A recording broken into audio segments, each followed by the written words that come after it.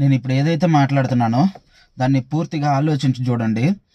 ఎందుకంటే షార్ట్స్ అనే వీడియోలో ఎక్కువ కరెక్ట్ పాయింట్ చెప్పడానికి ఎక్కువ టైం పడుతుంది కాబట్టి కరెక్ట్గా చెప్పలేము. కానీ పూర్తిగా విని ఆలోచించి అప్పుడు మాత్రమే చెప్పండి. బంగ్లాదేశ్లో హిందువుల గురించి మీద జరుగుతున్న వాటి గురించి పవన్ కళ్యాణ్ ఒక ట్వీట్ పెట్టిండు. మీ బతుకులు జడ మీకోసమా మేము ప్రాణాలు తెగించి కాపాడిందని పెట్టిండు, పోరాడిందని పెట్టిండు. నిజమే, ఆ మాట ఒప్పుకుంటాం. ఏంటి, బంగ్లాదేశ్ను ఉద్దేశించి ఈ మాట పెట్టిండు.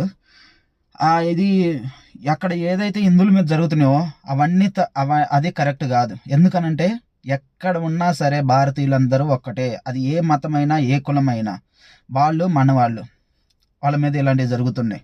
కానీ ఇక్కడ పీకే ఆలోచించాల్సింది ఏంటంటే మన భారతదేశంలో ఉన్న వాళ్ళ మధ్య పవన్ కళ్యాణ్ కానీ బీజేపీ కానీ ఇలాంటి గొడవలు పెడుతున్నాయి కదా, మరి మన మతాల వాళ్ళు కూడా ఎంతో బాధపడుతున్నారు కదా, దాని గురించి కూడా ఒకసారి ఆలోచించాలి కదా.